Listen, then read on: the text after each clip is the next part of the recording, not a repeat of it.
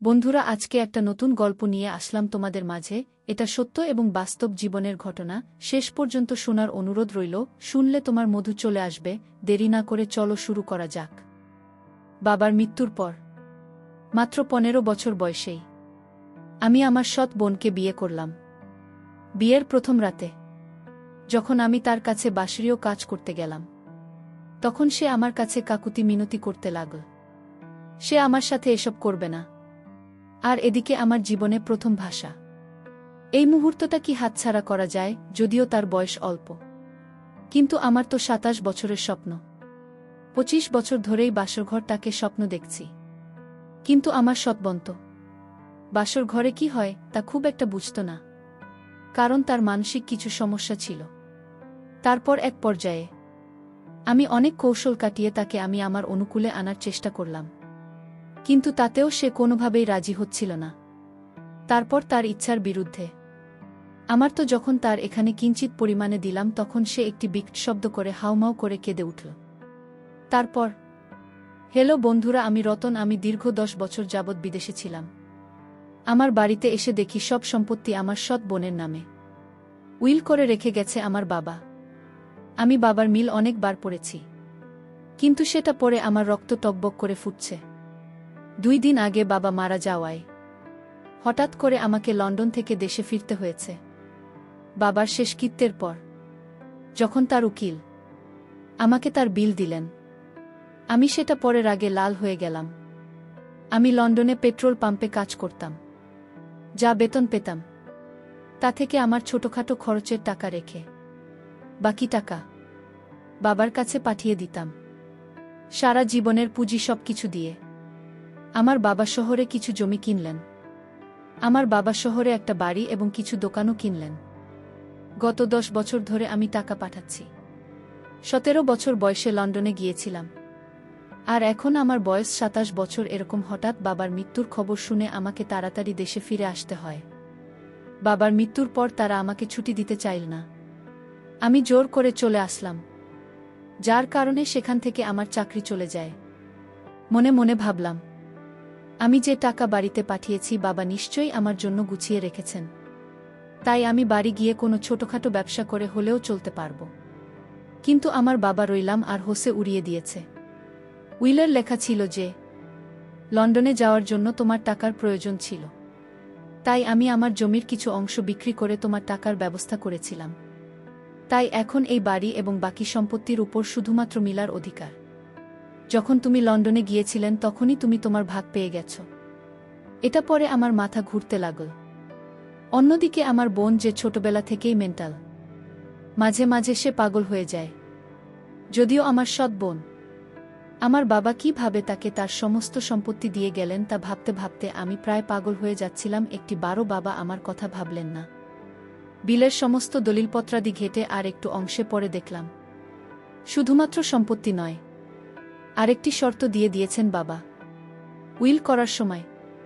Willey পরিষ্কার লেখা রয়েছে যে যে ব্যক্তি আমার মেয়ে মীরাকে বিয়ে করবে এবং সারা জীবন আমার মেয়ের পাশে থাকবে, সেই ব্যক্তি আবার কেবলমাত্র স্থাবর অস্থাবর সকল সম্পত্তির মালিক হবে। কিন্তু বিয়ের পরে যদি আমার মেয়েকে ছেড়ে সে চলে যায়, তাহলে সে সম্পত্তি আর এক সুতো পাবে না। বাবার এরকম একটা কাণ্ডের জন্য আমার জীবনটাই ধ্বংস হয়ে যাচ্ছিল। বসে বসে চিন্তা করছিলাম এখন কি করা যায়। এই ভেবে আমি আমার এক বন্ধুকে ফোন দিলাম, বললাম আমার এখানে আসার জন্য। তারপর সে আমার কাছে আসে। তাকে নিয়ে আমি একটু অন্য জায়গায় ঘুরতে গেলাম। ঘোরার সময় তাকে আমি শেয়ার করলাম সম্পূর্ণ বিষয়টা। শুনে আমার বন্ধু আমাকে বলল যে রতন, তোর কাছে এখন একটি সমাধান আছে। তারপর আমি বললাম কি সমাধান? সে বলল, তুই তো সৎ বোনকে বিয়ে করে নে, তাহলে তোর সকল সম্পত্তি আবার তোর হাতে ফিরে আসবে। বন্ধুর মুখে এরকম ধরনের কথা শুনে আমি কিছুটা হকচকিয়ে গেলাম আর বললাম, বন্ধু এটা কি করে সম্ভব? সে তো আমার বোন। সে বলল, বোন হলে কি হবে? সে তো তোর আপন বোন না, সে তো সৎ বোন, আর সৎ বোনকে বিয়ে করা যায়। আমি আমার বন্ধুকে বললাম, বন্ধু, সে আমার সৎ বোন ঠিক আছে, কিন্তু যখন আমার বাবা আমার মা মারা যাওয়ার পর দ্বিতীয় বিয়ে করে, তারপর থেকেই তাদের সাথে আমার সম্পর্ক ভালো নেই। কোনোভাবে ভালো নেই। এখন আমি তাকে কিভাবে বিয়ে করব? তারপর আমার বন্ধু বলল, যদি তুমি তাকে বিয়ে না করিস তাহলে তোর বাড়ির অংশ পাবি না, আর তোর বাবার সমস্ত স্থাবর অস্ত্র সকল সম্পত্তি যে মীরাকে বিয়ে করবে সে পেয়ে যাবে। সুতরাং তোর কাছে এখন একটি রাস্তা, তুই মীরাকে বিয়ে করে নে আর মিলাকে ভালো ডাক্তার দেখা, তাহলে দেখবে তোর ভালোবাসা পেয়ে সে ঠিক হয়ে যাবে। বন্ধুর এরকম ধরনের কথা শুনে মনে মনে সিদ্ধান্ত নিলাম, আমি তো নিরুপায়, এখন আমি কি করব? মীরাকে বিয়ে করা ছাড়া আমার আর কোনো উপায় নেই। তারপর এক পর্যায়ে আমি আমার সৎ বোনের সাথে বিয়ের পিঁড়িতে বসতে বাধ্য হলাম। অবশেষে আমাদের বিয়েটা হয়ে গেল। বিয়ের প্রথম রাতে যখন আমি তার কাছে গেলাম, সে আমাকে কোনোভাবেই বাসারের কাজ করতে দেবে না। অর্থাৎ সে কিছুটা মেন্টাল টাইপের ছিল। সে বুঝত না ভালোবাসা কাকে বলে এবং কিভাবে ভালোবাসতে হয়। বাসর ঘরে অনেক কৌশল করেও কোনো কাজ হচ্ছিল না। তার কাছ থেকে কোনোভাবেই আমি কোনো কিছু আদায় করতে পারছিলাম না। মূলত আমার সৎ বোন ছিল কিছুটা মেন্টাল টাইপের। সেখানে আমি যখন তার উপর কোনো কিছু করতে চাইতাম তখন সে চিৎকার চেঁচামেচি করত। এরকম বাসর ঘর দেখে আমার মনটা খুব দুর্বল হয়ে গেল। মনে মনে ভাবলাম, কাকে বিয়ে করলাম যার সাথে নাকি বাসর করারই কোনো ইমেজ পাচ্ছি না। আর প্রকৃতপক্ষে বন্ধুরা, আমার সৎ বোন যদিও সে পাগল, কিছুটা মেন্টাল, কিন্তু বাবা তাকে অনেক আদর করতেন, তার প্রতি অনেকের নিতেন। তার সৌন্দর্য, কিন্তু অনেক তার সৌন্দর্য দেখে যে কেউ পাগল হয়ে যাবে। লাল টুকটুকে শাড়ি পরে আমার সৎ বোন যখন আমার বাসর ঘরে বসে রইল, তার সৌন্দর্য দেখে আমার মাথা গরম হয়ে গেল। আস্তে আস্তে তাকে অনুকূলে আনার চেষ্টা করছি, কিন্তু কোনোভাবেই পারছি না। হঠাৎ করে মাথায় একটি বুদ্ধি আসলো। মিলা একটা সুস্থ মস্তিষ্কের লোক না। ভাবলাম তাকে একটি বুদ্ধি খাটালে আমি আমার অনুকূলে আনতে পারব। হঠাৎ করে আমি একটি বিদেশি চকোলেটের বক্স হাতে নিলাম এবং চকলেট আমার হাতে নিয়ে বললাম, মিলা, এটি তোমার জন্য। মিলা কিন্তু চকলেট খুব পছন্দ করত। আমি তাকে চকলেট দিয়ে দিব, সে আমার কাছ থেকে চকলেট কে নেবে। ঠিক এই মুহূর্তে বললাম, তুমি যদি আমার সাথে একটি কাজ করো তাহলে তোমাকে এই সবগুলো চকলেট আমি দিয়ে দিব। সে বলল, সত্যি ভাইজান, আমাকে সবগুলো চকলেট দিয়ে দিবে? আমি বললাম, হ্যাঁ, তোমাকে সবগুলো চকলেট দিয়ে দেব এবং আরও অনেক অনেক কিছু দিব, কিন্তু তোমাকে যে একটি কাজ করতে হবে। সে বলল, ভাইরা কি কাজ?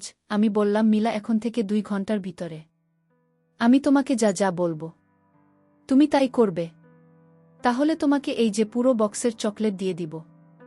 মিলা বলল, সত্যি ভাইজান? ঠিক আছে, যাও, তুমি আমার সাথে যা যা মন চাই তা করো, কিন্তু তারপর আমাকে চকলেটগুলো দিয়ে দেবে। আমি বললাম, আচ্ছা ঠিক আছে। তারপর মিলাকে আমি আপন করে নেওয়ার জন্য আস্তে আস্তে তার সাথে ঘনিষ্ঠ হতে চাইলাম। প্রথমে একটু ইতস্তত বোধ করল, তারপর তাকে আস্তে আস্তে আমি প্রস্তুত করার চেষ্টা করলাম, আর কিছু কিছু মানে উচ্চাকাঙ্ক্ষী করার চেষ্টা করলাম, যাতে সে আমার প্রতি কিছুটা দুর্বল হয়। কিন্তু আমি তো একটা জায়গাতে খুব অবাক হয়ে গেলাম। বন্ধুরা, যদি আমার বোন কিছুটা মেন্টাল টাইপের ছিল, কিন্তু তার এখানে যে এত মজা লুকিয়ে আছে তা আমি আগে কখনো ভাবতে পারিনি। যখন আমি বিভিন্ন ইশারা ইঙ্গিতে তাকে আমার পজিটিভ লাইনে আনতে শুরু করলাম, তখন সেও দেখি আস্তে আস্তে তার অবস্থান পাল্টাতে শুরু করল। সে আমার প্রতি দুর্বল হয়ে যেতে লাগল, আর কেমন জানি নিঃশ্বাস নিতে লাগল আর উদাস হতে লাগল।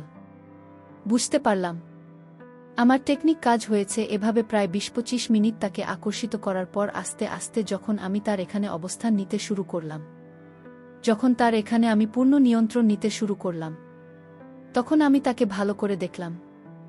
এটা দেখে আমি বুঝতে পেরেছিলাম যে তার এটা এখনো অ্যান্ড ক্লিন, একেবারেই পরিষ্কার, পরিচ্ছন্ন, পরিপক্ক, এবং সেখানে ইতিপূর্বে অন্য কারো দ্বারা নিয়ন্ত্রিত হয়নি। যদিও বিয়েটা আমি মন থেকে করি নাই, তারপরও তাকে দেখে, তার ওই সৌন্দর্য দেখে আমি তার জন্য পাগল হয়ে গেলাম। রাত্রি তার সাথে স্মরণীয় করে কাটানোর চেষ্টা করলাম। এই ভেবে ভেবে আমি যখন প্রথম তার উপর নিয়ন্ত্রণ নিতে যাব, আমার এটা মাত্র কিঞ্চিত পরিমাণ তার এখানে গেলা এমন সময় সে অনেক জোরে একটা শব্দ করে উঠে বলল, ভাইজান, আমি তো মরে যাচ্ছি, আমার খুব কষ্ট হচ্ছে। তারপর আমি ভাবলাম, এই আমার সুবর্ণ সুযোগ। এখন যদি আমি তাকে ছেড়ে দেয়, তাহলে হয়তো আর কখনো এই সুযোগ আমি পাব না। এই বলে আমি তার উপর পুরো নিয়ন্ত্রণ আনার চেষ্টা করলাম। যখন একেবারে পুরোটা তার নিম্নাংশে চলে গেল, তখন সে এমন জোরে একটা বিকট শব্দ করে চিৎকার দিল যে সেই চিৎকারে বাড়ির সমস্ত লোক সজাগ হয়ে গেল।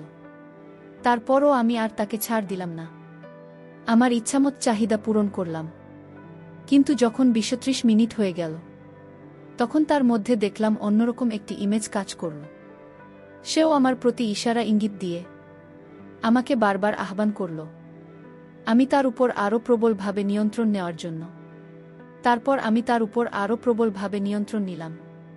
এমনভাবে আমি তার উপর নিয়ন্ত্রণ নিয়েছিলাম, যার ফলে সে পরিপূর্ণ তৃপ্তি পেয়েছিল। এবং এই নিয়ন্ত্রণ নেওয়ার ফলেই আমাদের ঘরে পরবর্তী কিছুদিন পরেই একটি ফুটফুটে কন্যা সন্তান হয়েছিল। এবং আমার স্ত্রীর ও বিদেশে ভালো ও উন্নতমানের ডাক্তার দেখিয়েছিলাম, যার ফলে সে এখন পরিপূর্ণ সুস্থ হয়ে গেছিল। এখন আমার সংসার খুবই সুখে শান্তিতে চলছে। আমাদের সংসার সুখে শান্তিতে ভরে আছে এখন।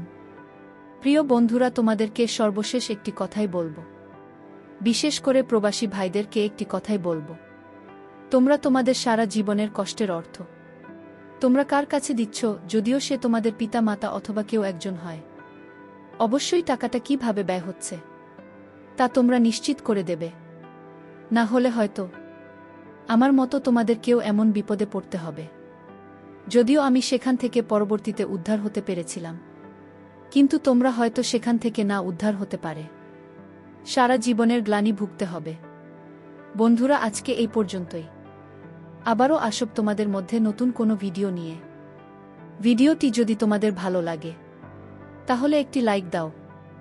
প্রতিদিন আমি তোমাদেরকে একটা করে নতুন গল্প উপহার দিব, তাই তোমাদেরকে অনুরোধ করে বলছি, তোমরা যদি এরকম ধরনের ইন্টারেস্টিং গল্প পেতে চাও, তাহলে দয়া করে আমার চ্যানেলটি সাবস্ক্রাইব করো।